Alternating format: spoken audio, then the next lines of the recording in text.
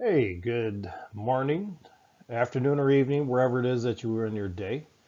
It's Friday night, a few days out from when this will actually be pushed out.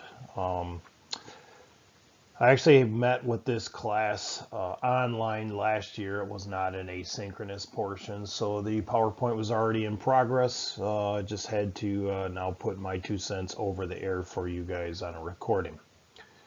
And so again, it's about chapter two is integrity. What are the characteristics for police administrator, leader, um, and officer for that matter, and actually a common citizen in life. And that's how we're going to sort of broach this topic today. Uh, some of the things that like over my career, especially in the first 21 years, we really had a model of at Kalamazoo Public Safety. It's honesty, integrity, and respect will never be betrayed. And when we really got some education on that, what integrity means outside of what this book means to me, it really means of doing the right thing no matter if no one is there or is somebody is there. And what that really ties into what the book actually talks about is what are your ethics and what are your values in life, and that sort of makes up what that integrity is and what you will do when no one's looking. It's just on the person, the type of person that you are. You're going to see in the next couple weeks we'll have something sort of a culmination of all these characteristics, your personal mission statement, and basically that'll help you out for any interview going forward on what you are about.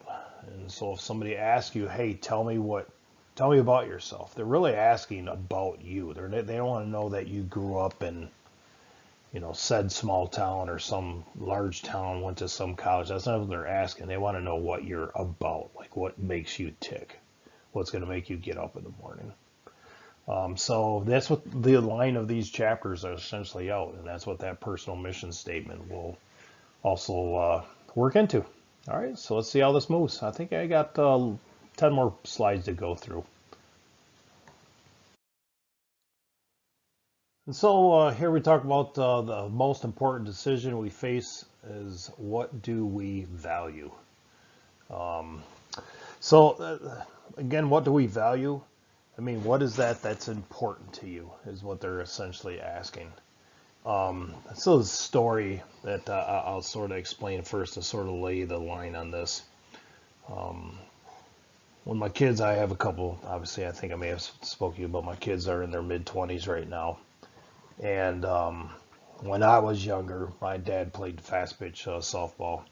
And I was always, he had a ton of like jerseys in his closet.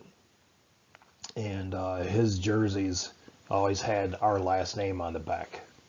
And like I would go out and wear. I'd ask him, can I wear your jersey to school that day? Because I was proud of my dad and who he was.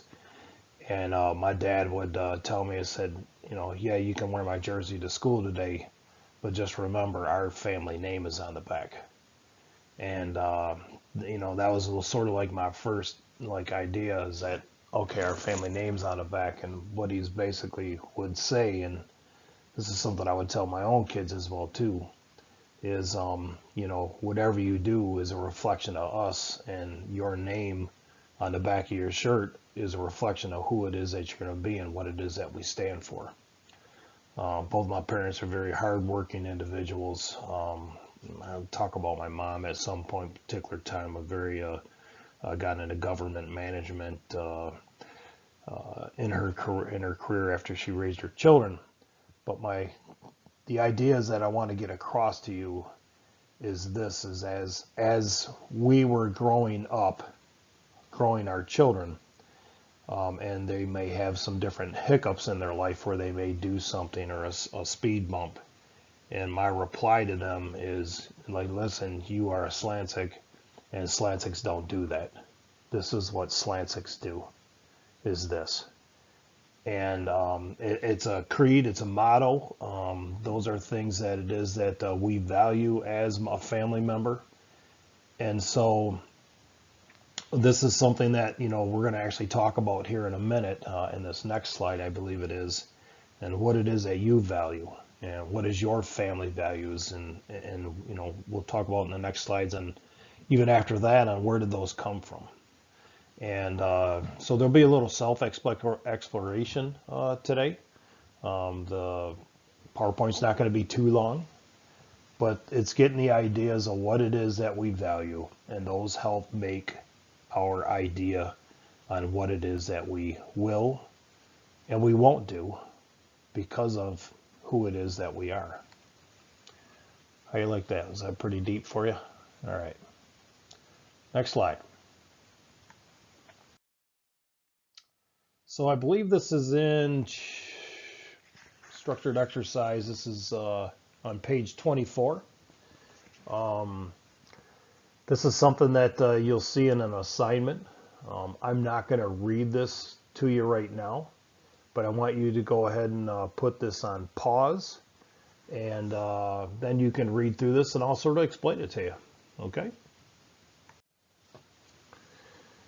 Okay, so I just paused mine for a second so you could just look at it. But the point is like with this, is that essentially what you're doing is you are setting goals for yourself. So your responses back to me in this assignment should say essentially what values did each of them talk about you. I mean, I'm going to example this as like one of them that I would think that I would hope that my spouse would say, I mean, after 30 years of marriage, would say that I'm faithful. My child, it could be, I mean, both my child, but what would my child say about me? And this is, if you don't have children right now, this is what you would want your child to say about you, or your future spouse to say about you. I would want my child to say that I was a good father. I would want my friend to say that I was caring. I would want my coworker to say I was empathetic. I would want my boss to say that I was a hard worker. So essentially what will end up happening is in this is that you're sort of laying the path, the stepping stones for yourself on who and what you think that you should be 20 years from now, 30 years from now, whatever it may be. And understand is that it's the same thing as that I'm sure most of you have played a sport or an instrument or something of that nature, and you say that, hey, I want to be a great, volleyball player. I want to be able to be a great trumpet player or whatever it may be, something along that line. Well, you just don't get to be that, right? Just because you want to, right? You don't get to just be that. You have to work towards it. And you have to be able to say that when somebody looks at you in your last name, like, this is what they're going to say about you. And I could be no clearer than that.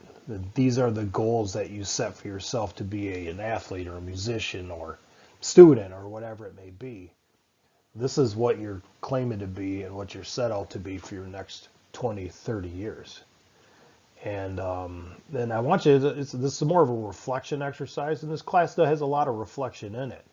It's just not a speed and go. It's more of a, hey, just thinking about what it is and what kind of person that I want to be. And we'll tie this into and making sure that you get into the right place to work at and the right people to work with that will support you.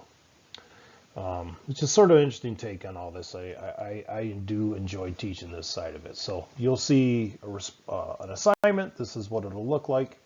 You'll push these back to me, and this will help something that we're going to reflect to down the line with the personal mission statement. More on values.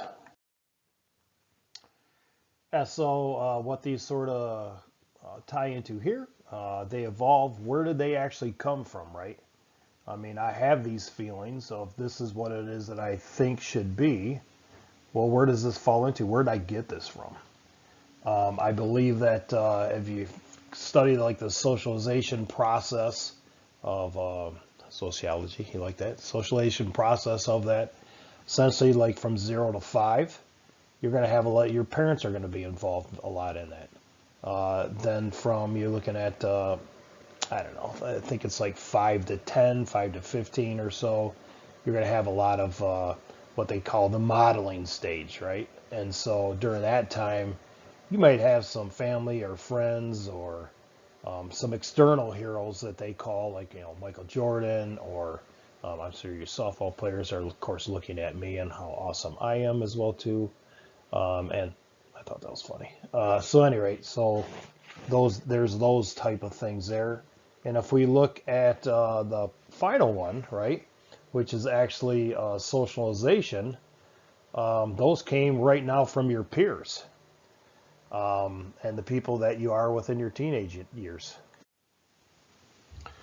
Okay, sorry, I had to break for a phone call. So continuing on to the midsection, so there are two ways to change values uh, of what your values may be and what the path that you're on. So you may have a significant emotional event and also a profound dissatisfaction event. So the book refers to this as like a SEE. So let's just stay with what it's called, a significant emotional event. I think these are on page 26, if you wanted to read along at 26. So basically what that is that you may have a significant emotional event. So your values are what it is that you think that they are. And then you have a significant emotional event that takes place. So I'll give you this. Somebody may die that's in your family, or a student, or whatever it may be. And you always see things like people say like it puts things in perspective. So you may be very career oriented at the time, and that your value is to climb the ladder of success.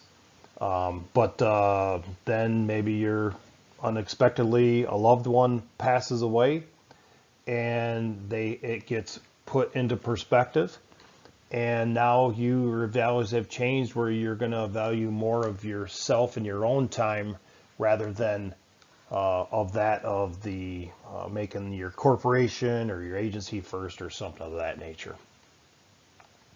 Another thing that the book talks about is profound dissatisfaction. And so I will share a specific story with that. But basically, obviously, it speaks for itself. But I'm going to share a specific story.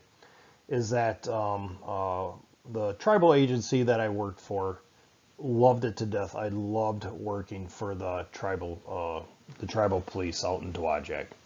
And so essentially what had happened is the assistant chief that was there had sort of a grind towards me for whatever reason. I don't know why. And one specific time he decided that he was going to sort of verbally undress me. And that's not anything that I've ever put on myself for any reason. And one thing that I've always held myself in pride to, that if anyone ever chose to have that sort of conduct towards me that was unwarranted, that I would just check out and leave. And so when that event took place, I bowed out of that situation, left that position. I was fiscally able to, and went to another position, and which ultimately led me here, because I went back and got my master's degree from Ferris at that time, and knew that I wanted to work at like to educate students to be able to not put themselves in that situation that I got into, by making sure that they worked for good administrators.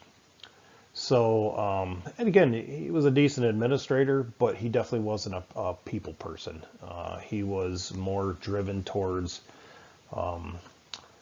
goals for the department rather than making sure his people came first. And this is something that has surrounded him throughout his years. And for me, that was a change, what my values were going to be for that organization, and I found happiness elsewhere.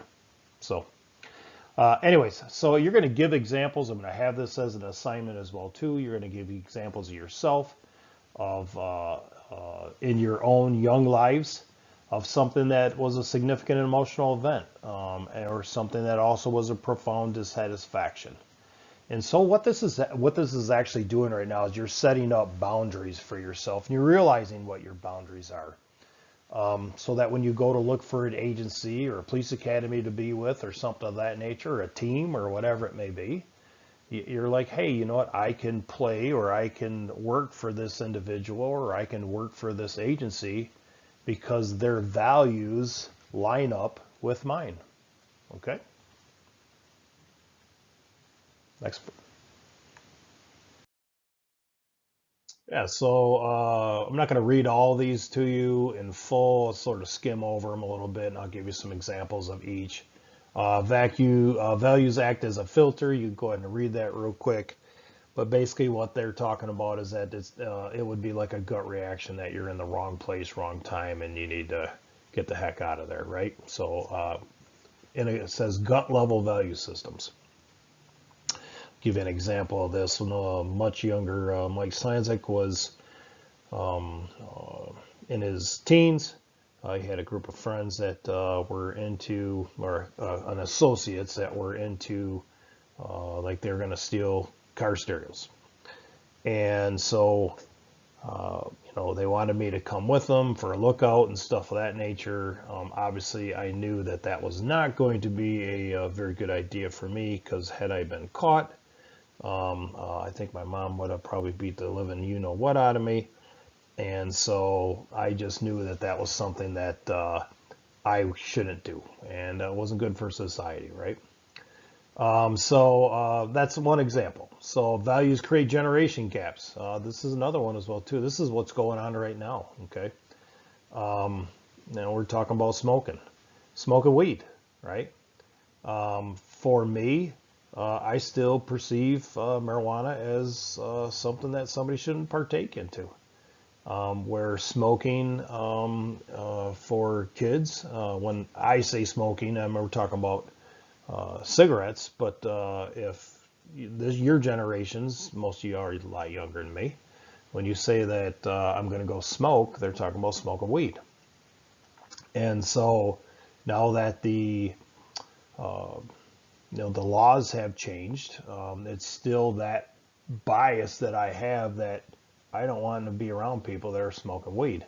I don't want to smell it. I don't want to be anything. If they want to do it in the confines of their own home, let them do it. But I don't feel like this is something that's good for our society and will end up being a good thing. So anyway, so different values, right? Today's kids, not that they don't really care about it. Values produce our individual differences. Value programming is not is not simply a process of indoctrination. Granted, society shapes some of our inherited temperament, but does not pound us into the complete opposite of our basic values. All of us can celebrate our uniqueness despite the influences of our generational programming. We're not generational. We have a marvelous freedom of choice what we care about. And basically that means, this sort of ties into the one with the generation gaps, but basically what they're talking about here is just because we're tied to a certain generation, we can part from that, of what that generations think, because we do have individual differences, because my background that I grew up in and my life experiences is different than yours. So even though some of our, if you're older student, which I don't think anybody here is old as me, but you may be the same age as like say my daughter, who is 21, or close to it, and you're not going to have the same values as her, because she grew up in a different circumstances as you did. So she'll be a little bit more shaped by me. You're going to be a little bit shaped more by your parents. Not either one is good or bad or indifferent. It just says that we can, again, celebrate those as well too. Values, a few, serve as a map and a compass.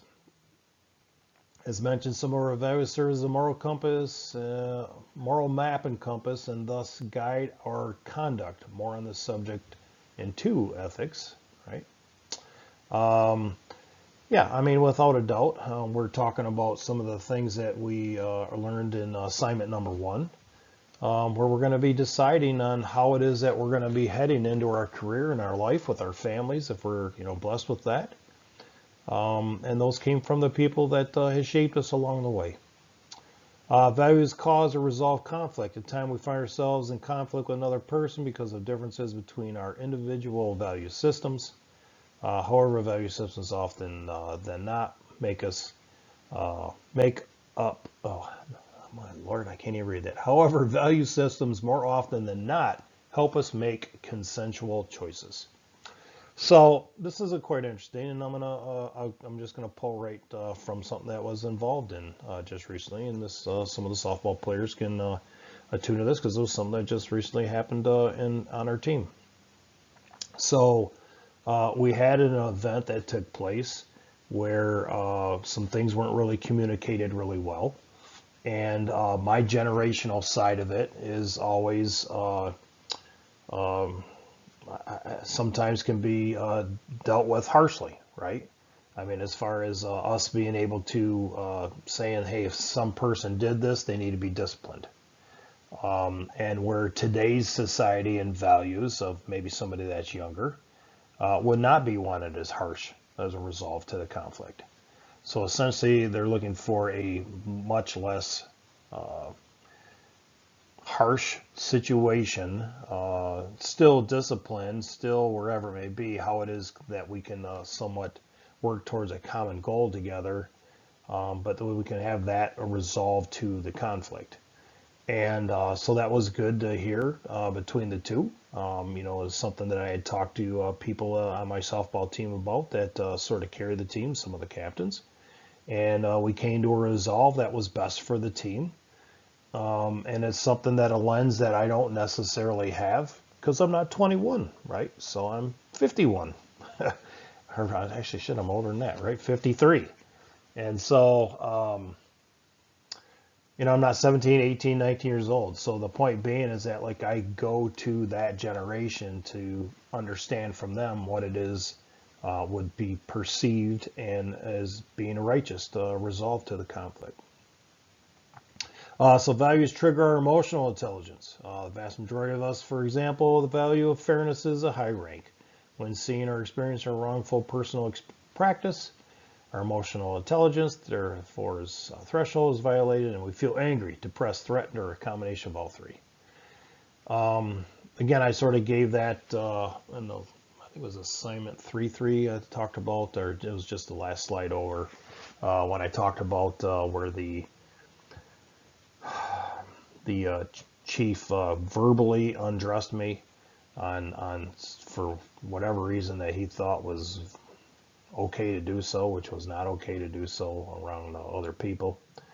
And I just check out because I would never do that to anyone, nor would I want anyone to do that to me. And so, again, my emotional intelligence was violated. I was angry. I don't know if I was depressed. I wasn't threatened. I was just like, you know what, this isn't going to work for me. It's not a good place because it was against my values. So values are thought provokers. I'm sorry, my picture is in the way here, so I don't know if I can get all this. If we, I think I have my book here, right? If we value being peak performers, police leaders, shouldn't this value provoke us into thinking about what approach would be best? Higher job satisfaction, values generate thoughts as well, guide them. For example, where was the most beautiful sunset you've seen and why? So my 2 cents on this specific one is that it is literally just sort of pinning back onto your values when you need to make decisions, right?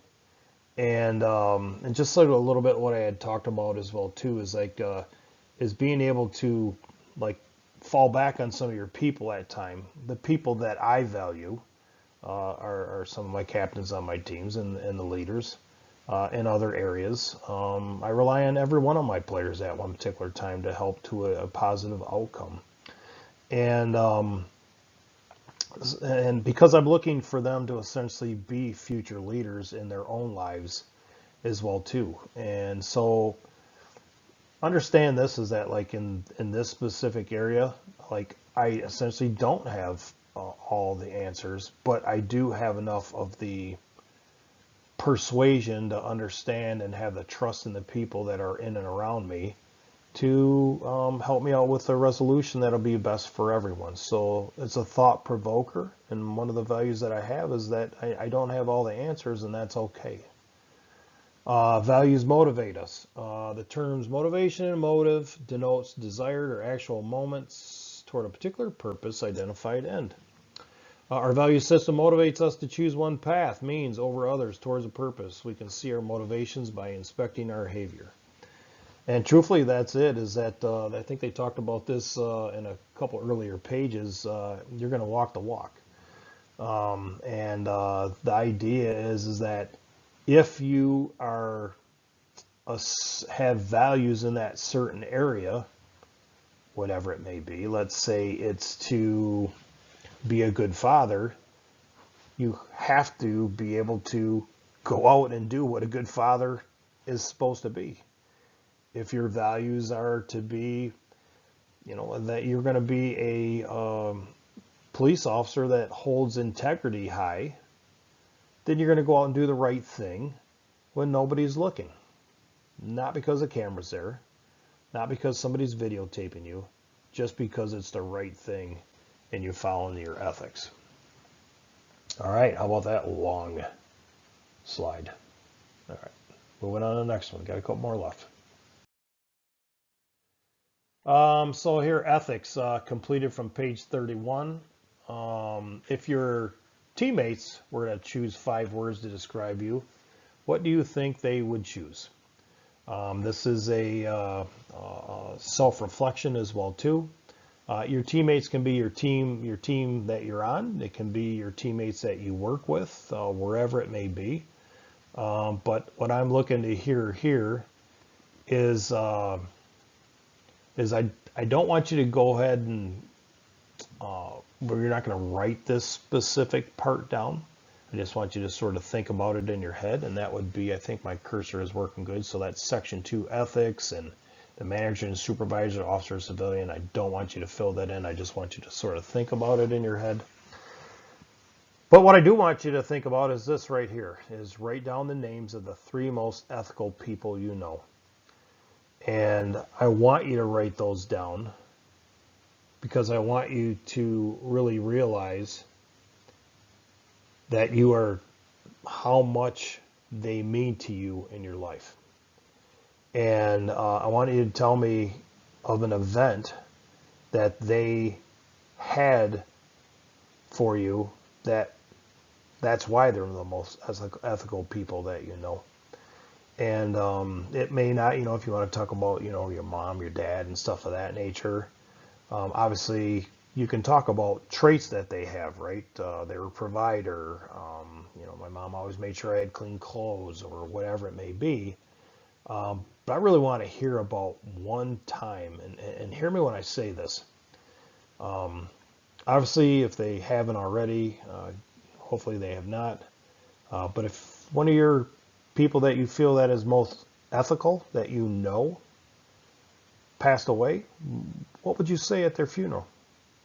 I can remember a time when this happened, and this is why, and this is the footprint that they laid on me. So that's going to be your assignment number 4 as well in this. So good luck with that as well too.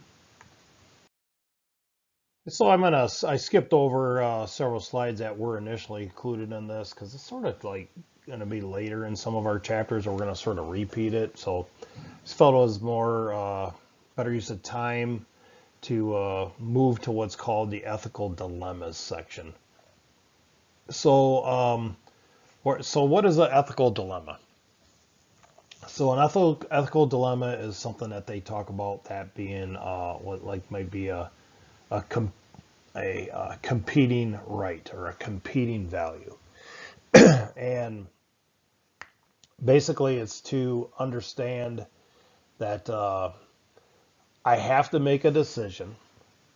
Um, I know that it may not be lawfully correct, but is it ethically correct?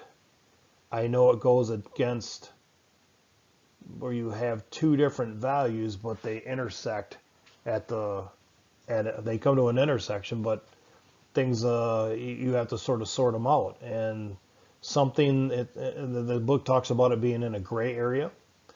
It also may be an area where you have a situation that just is not going to play out right. So you look for the less of the two evils and what's more right. I'm going to give you an example with that. And this falls into your page 45, exercise 2-6. And this is actually, I'm not going to use the exact one. I'm actually use one was in my very first interview. And that is, I just pulled over a guy, and he ended up having let's say he ended up pulling over a guy that ended up having a pound of marijuana in his cart, which is illegal at this time, to have that without a medical card or anything like that. So he had a pound of marijuana in his car. And at the same time, while I was getting him under arrest, I ended up having a fire alarm go off. Well, I mean, we're public safety at the time, so you also have fire and police responsibilities. So the question is that what are you going to do and where are you going to respond to?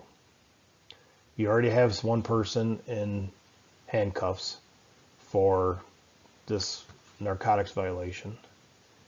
And then you also have a fire alarm going off at a building.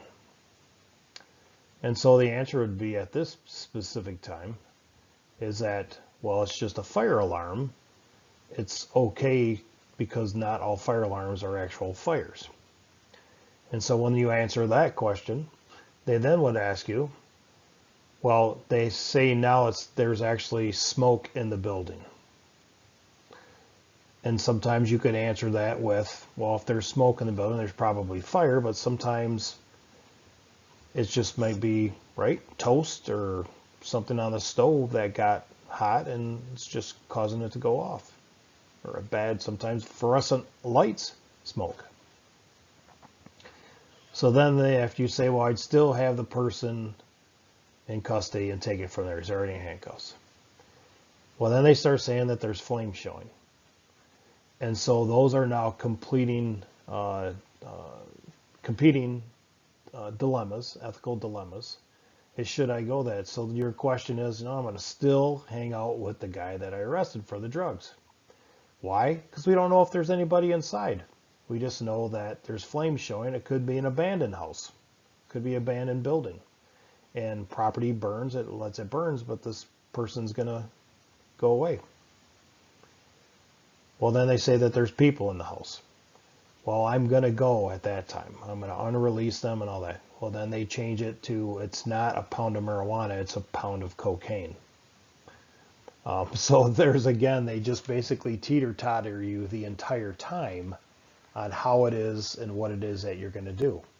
So the three basic tactics that you can see that I used there were diffuse it, like being able to say, well, I need to understand what is more right during that time, and is there essentially is there a fire, is there smoke, is there people inside, is there, and then again that they roll over to the other side with the cocaine.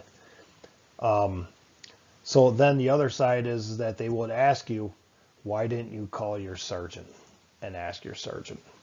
And that's the third side of it, is that I can seek advice during those specific times. And that's something that's happened immediately. There's other broader situations that take place that have to do with the competing dilemmas of one specific time. I was on a call with an officer very early in my career, and we were inside a storage house. And back in those days, we had to write out all our reports. So there was these little bottles of what's called whiteout, right? And you paint over your mistakes. And by God, I made a lot of mistakes during those. I got terrible handwriting. And so we happened to be walking through this warehouse, and this guy I'm working with says, "Hey, see that there?" He says, "Go ahead and grab them." He goes, "Man, we're always short at the station." And I'm like, "I'm not grabbing those. What are you talking about?" "Ah, I was just playing with you," he said. And so, but the point is that, like, again, for me, that's not an ethical dilemma, because I don't have any problem. I am not going to steal. I've never stolen in my life. But this specific guy did that. And my ethical dilemma is that should I tell a sergeant about it? Was he just joking? Or is this something that he was going to continue on in doing?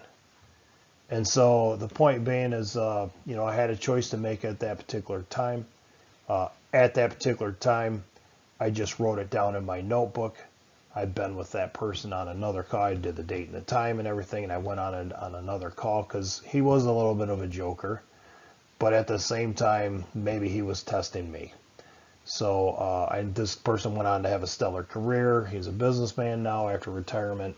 But at the same time, it's like I had a choice to make. It was a competing of an ethical dilemma at that time to sort of understand, was he joking or was he actually trying to get somebody to steal something? So anyways, I think that's got a couple chapter summaries here. You can read through those. I'm getting a little hoarse. And again, I like this middle one here. Some of this ethical stuff I just didn't do, but we're going to cover a little bit later. There's no such thing as police ethics. There's a little bit that's written on here. I mean, ethics is ethics. You either have it or you don't, so there's no police ethics. And what's on here? This one as well too. We talked about there's approaches to handle ethical dilemmas. Neglect, compliance-based programs, values-oriented programs. These are all things, as I talked about earlier in my career, where we went on this integrity, respect, integrity, and or honesty, integrity, and respect is something that was a values-oriented program that was put into our department after one of our police chiefs, our police captains, got caught stealing crack cocaine out of the evidence room. So there were some issues that were going on in our department, and that was one of the approaches that took place. You're just going to see in a lot of things right now going on with compliance-based programs, and we handle one of those also in our, we talk about that in our community relations class that I teach as well too, on how compliance-based programs help build trust within our police departments and our neighborhoods, community. Okay, I think that